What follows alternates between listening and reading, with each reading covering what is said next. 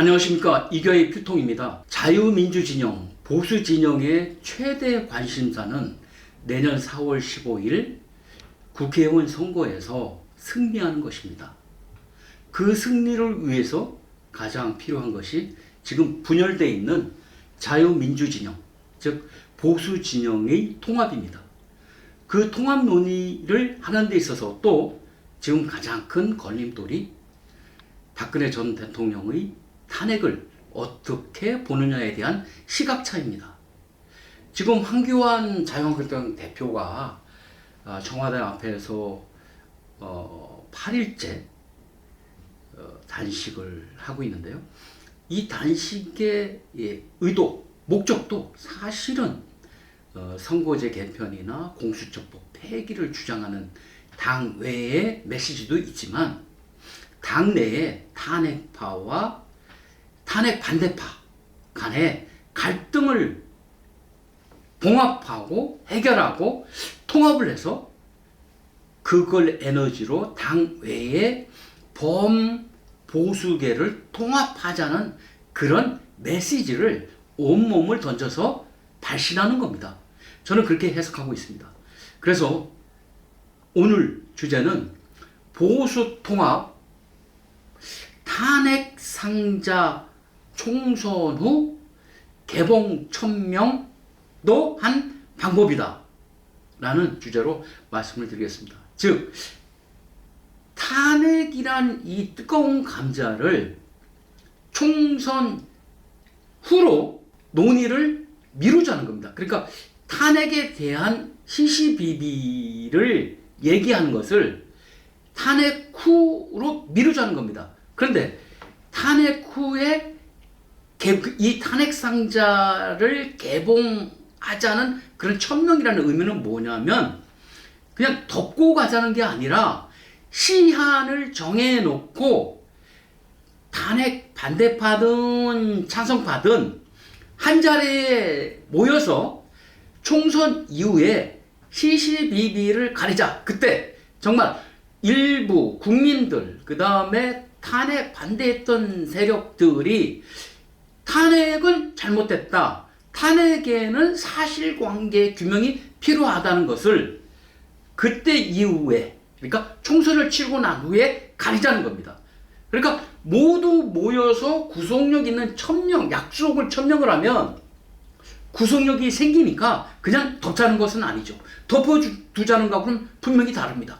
그리고 반대파를 그냥 아우르자. 뭐 기한을 정하지 않고 반대표 탄핵을 이제 완전히 묻어두자 이러는 것도 아니죠. 왜냐하면 시한을 정해놓고 총선 후에 시시비비를 가리자는 그런 약속을 하기 때문에 그냥 덮어두자는 것도 아니고 반대파를 수용하자는 것도 아닙니다.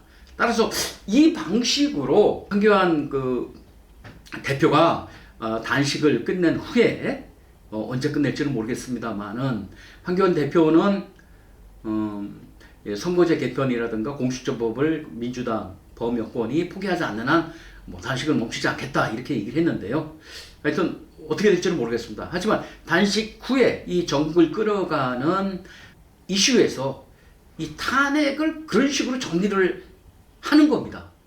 그렇다면 탄핵에 반대하는 사람들은 그럴 겁니다. 아니 그 탄핵을 덮고 가자는 지금까지 주장과 뭐가 다르냐 이렇게 얘기할 텐데 아까 말씀하신 것처럼 못을 박자는 거죠. 총선 끝나고 하자는 것을 아예 그냥 성문화 해가지고 반대파 찬성파 다 모여서 사인을 하자는 겁니다. 그리고 대국민 성명을 내자는 겁니다. 그렇게 되면은 어떤 구속력이 생기지 않겠습니까? 그렇게 되면 보수 우파 자유민주 진영이 합칠 수 있습니다. 그렇게 되면 어떻게 이 대동단결이 될 수 있냐면 일단 기존 자유한국당 내의 탄핵파, 탄핵 반대파가 일단은 뭉칠 수 있습니다. 108명인가 그렇죠, 의원들이. 그리고 바른미래당 현재 남아있는 이 탈당파들도 뭉칠 수 있습니다. 거기에다가 만약에 우리공화당이 이제 그 원내 의석이 조원진 의원과 홍문정 의원 2명뿐인데요. 그분들도 같이 모일 수 있고 또 무엇보다도 아주 극렬한 그 태극기파, 그러니까 민주 진영에서도 가장 오른편에 있는 태극기 세력도 같이 할 수 있는 겁니다. 거기에다가 이제 그 일반 국민들 약 한 적게 잡아서 10%, 많이 잡으면 한 30%의 자유민주 진영의 고정 지지층들, 그런 자유민주 진영의 이념을 아예 그냥 체득화해 있는 분들이 같이 묻힐 수 있습니다. 그러면은 최대로 잡아서 국민의 약 30%는 탄핵 상자를 총선 후에 개봉하는 걸로 천명하는 그 방안에 다 그 우산 밑에 다 모일 수 있습니다. 그렇게 되면 30%는 확보된다고 생각이 듭니다. 거기에다가 총선에서 확장성 있는 흔히 말하는 개혁 보수라고 얘기하는데, 저는 개혁 보수는 어찌 보면 좀 애매모호하다고 생각합니다. 하여튼 보수가 이 진보 진영에 비해서 좀 약점으로 볼 수 있는 복지와 남북 관계에서 좀 더 전향적이고 현실적인, 그러면서도 발전적인 그런 방안을 제시하면서 중도의 약 한 30%에서 40% 중도층을 끌어안으면 적어도 과반의 지지는 얻지 않을까, 최대로 그렇게 생각이 됩니다.